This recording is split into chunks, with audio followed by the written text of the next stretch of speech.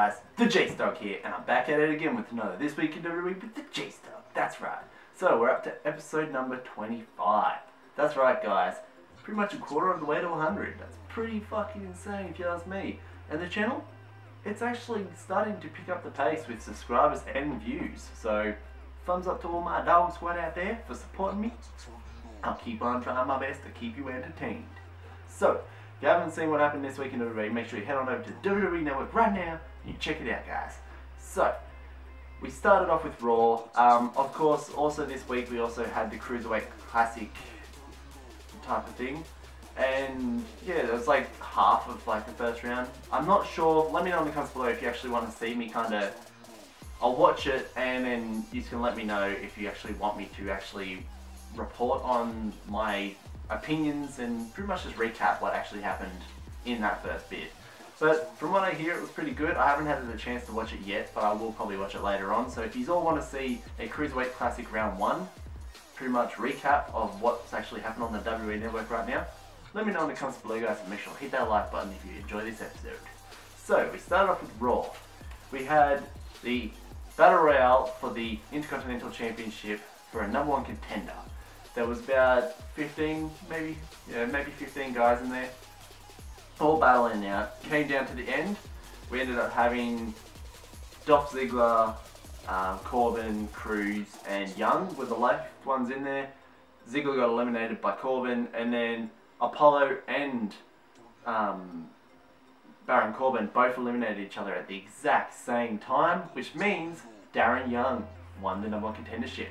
And he didn't really have to do anything towards the end to actually get the win, but either way, we're going to make Darren Young great again. So I'm pretty excited to actually see Darren actually win his first ever singles title, and it's kind of his first ever shot for a singles championship. So let's go Darren, block the heat. But yeah, so him and Miz are destined to have a Intercontinental Championship at Battlegrounds. Heading into the next thing, Rusev accepted Zack Ryder's challenge for a title shot, and they will be having a match at Battlegrounds, but he also, before he did that, he locked him in Accolade and said, "I accept your challenge! I accept your challenge!" While Zack Ryder was screaming for his life because his back was snapping. Then we had the Rollins Report debut. That's right. Seth's got his own type of little talk show report thing, and he reported on a exclusive interview that he did with Roman Reigns. So in this interview, it was pretty much, you could tell it was just snippets from all these interviews that Roman's had when he was champion, and it kind of made it look like he was, you know, a bit of a druggo, and that he actually didn't like Dean and shit like that. So it was pretty funny the way Seth said it out, and it was actually really entertaining. And yeah, so we found out that Seth and Dean will be going one-on-one in a WWE Championship match next week. Well, this week actually, because this week in WWE is a little bit late. I've been a bit busy, so it's coming soon this week. They have a one-on-one match on Raw, and then following we have the debut of SmackDown Live on Tuesdays, which in Australia it's Wednesday, and we have the draft. So it's going to be a big week for us, guys. And if you actually want to see me do a draft video when it actually happens, let me know, guys, because I'm pretty pumped to either include it in episode 26 of This Week in WWE with the TheJaseDawg, or maybe just make it its own little, you know, SmackDown Live draft type of video. Then we had Heath Slater versus Titus O'Neil. Now this match, why is this match in here? Well, this match is in here because of what Heath and the Outcasts all were saying. They were all saying that Titus failed the United States when he lost on the 4th of July against Rusev. Then he failed to win the championship on Father's Day. And he's going to fail on National Blueberry Cupcake Day. What the fuck? Okay, but yeah, he got the win anyway, so Titus got the win, beat Heath. I was actually thinking that he was actually going to lose, but he actually got a win, surprisingly. We can all say that out of the primetime players, I think Darren's doing a little bit better than Titus right now, considering Titus had a #1 contender. He had a shot, 2 shots actually, at his first ever singles title, and he failed both times. Now, however, Darren, he's versus Miz, and I have a feeling he might win. So hopefully. Then we had the Wyatt family's compound war. That's right. They invited last week. They invited the New Day to their compound. So New Day showed up. It was a bunch of cars. They fucking blared the high beams at them. And pretty much you may as well say that it just turned into a all-out brawl with like trash cans and tyres and mud and gunk, and even, you know, Bray even swung a fucking axe at Xavier Woods and got the tree. Towards the end, pretty much you may as well say it was a face-off with the Wyatt family having the upper hand with a lot of guys standing around with masks of sheep. So, follow the process, as Bray would say. And New Day, they are going to have a pretty big thing to deal with if they have to defend the titles against New Day, against Wyatts. Next thing we had Enzo and Cass against the Club. This match, I thought it was going to be like a simple type of, you know, just going back and forth type of match because it was Luke Gallows and Anderson against Enzo and Cass. However, it ended in DQ because AJ jumped in, and then they were beating the shit out of him, and then John Cena, who wasn't meant to be there, actually came there and saved them. So we didn't actually get to see the full match. Heading into the next thing, we had Dana Brooke versus Sasha Banks, and Sasha ended up winning the match. She got a pretty good win over Dana to show Charlotte that she should get in the shot. However, Charlotte said that, you know, well, you know, one win, that's a fluke, you know, try again, bitch. So she set Sasha up for another match against Dana on SmackDown. And yeah, that is in this episode, guys, so stay tuned because I will get to that very soon. Then we had Vince come out and he talked about who he will be having running SmackDown and who will run Raw. So he said the commissioner of SmackDown will be Shane O'Mac. And then the commissioner of Raw will be Stephanie McMahon. So they both have commissioners of each brand. They both have their own brand. They cannot interfere with each other's brand, probably besides fighting it out because Vince wants them to go head to head, fight for the win. You know, see who can be the better McMahon sibling and maybe inherit the whole WWE system pretty much.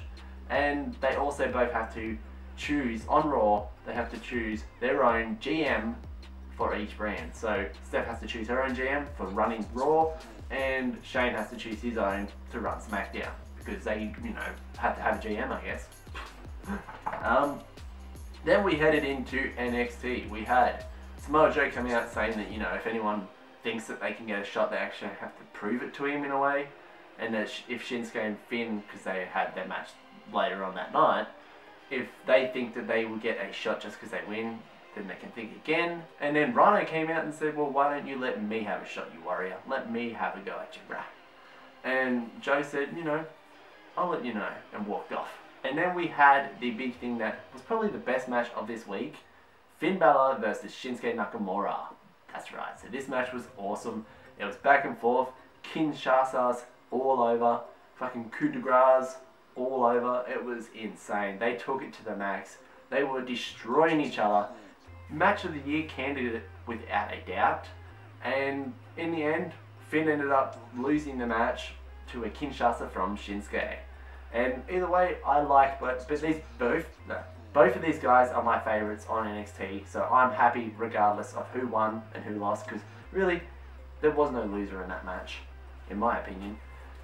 Then we headed into SmackDown. We started with Sasha versus Dana, the rematch. And, of course, Sasha got the win, made Dana tap to a bank statement, and pretty much after the match, she got attacked by Charlotte, thrown over the announce table and laid out. Later that night, we found out that Charlotte said, you know, I'll give you your match. And Sasha's like, well, finally, bitch. You know, man the fuck up and put your title on. I'm like, nah. Charlotte is pussing out yet again. She's taken another month where she doesn't have to defend because she doesn't want to lose to Sasha. So she's having a tag team match against Sasha. So it's Charlotte and Dana Brooke versus Sasha and someone that she chooses to tag with at Battlegrounds. And I don't know, I'm not really too sure exactly who she might choose. I'm not really too sure at all. Like, it can't be Becky and it can't be Natalya because they're both versing each other. So, I don't know. It's going to be interesting. And she's already announced that it will not be Bayley, so maybe Carmella? Maybe we get Carmella up to the main roster? Don't know. So, I'm guessing the title match that Sasha will get one-on-one with Charlotte will most likely go down at SummerSlam in the following month. Next thing we had, Zack Ryder and Rusev's match is officially announced for the US title, so that's awesome. And also we had the New Day versus all 3 Wyatt members, so Braun Strowman, Eric Rowan and Bray versus all 3 members of the New Day in a 6-man tag at Battleground. So no title shot, but an all-out war in the square circle. Then we had Enzo and Cass versus AJ Styles and Carl Anderson in kind of like a rematch from what happened on Raw but without Gallows, but Gallows was there. Gallows got involved in the match and he got taken out by Big Cass, and then Big Cass got taken out by Anderson. Anderson hot-shotted Enzo, and then Enzo ended up getting put into the calf crusher by AJ, and he tapped because they were working on Enzo's leg the whole time throughout that match. So in that match, John Cena did not come out and the club got the upper hand. So that was a pretty good match. Heading into the second last thing that actually happened was Miz TV, and their guest was Darren Young and Bob Buckland. They were talking about respect and all that, and pretty much they were kind of ripping on Darren in a way. And it came down to, like, you know, Darren saying, look, you know, at Battleground I'll take the title and you're going to respect me, like it or not, bitch. And Maurice and Miz walked off while Darren was like, block the hate, bitch. Yeah. So Darren, I really hope he wins the title. I'm rooting for him without a doubt. I really want Darren to actually win his first ever title because he deserves more than what WWE's doing with him. Like, well, what they did with him. Now they're actually pulling their finger out and actually pushing him, which is good.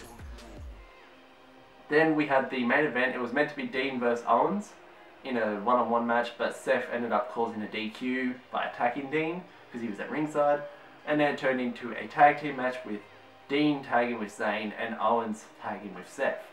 Now, in this match, it was pretty good, come down to the very end where we had Seth was in the ring. He was pretty much set up for the haluva kick. Zayn ran at him, went for the haluva kick. Owens pulled him out of the way. Zayn fucked himself over. Dean got taken out by Owens outside on the ring, outside near the stairs, I think it was. And then Seth hit the pedigree on Zayn. 1, 2, 3, got the win. Then after the match, Owens took out Zayn and he wanted to kind of like powerbomb him onto the apron like he used to do, which I haven't seen that in a long time, and I was really hoping to see it again. But Dean saved Zayn and then took out Owens and then got back in the ring. Him and Seth fought for a bit. Seth got away, and that's pretty much what happened. So guys, if you liked what happened on this week in WWE, make sure you drop that, you hit that like button hard, but not too hard, guys. Don't break your computers. And make sure to hit the subscribe button to join the Dawg Squad and spread the word of the TheJaseDawg to everybody you know. And guys, if you want to follow me on Instagram and Twitter, the links in the description down below. And as always, guys, stay awesome. Let me know in the comments below if you do want to see a Cruiserweight Classic breakdown type of recap and also the draft talk. And yeah, the TheJaseDawg is at it. See you.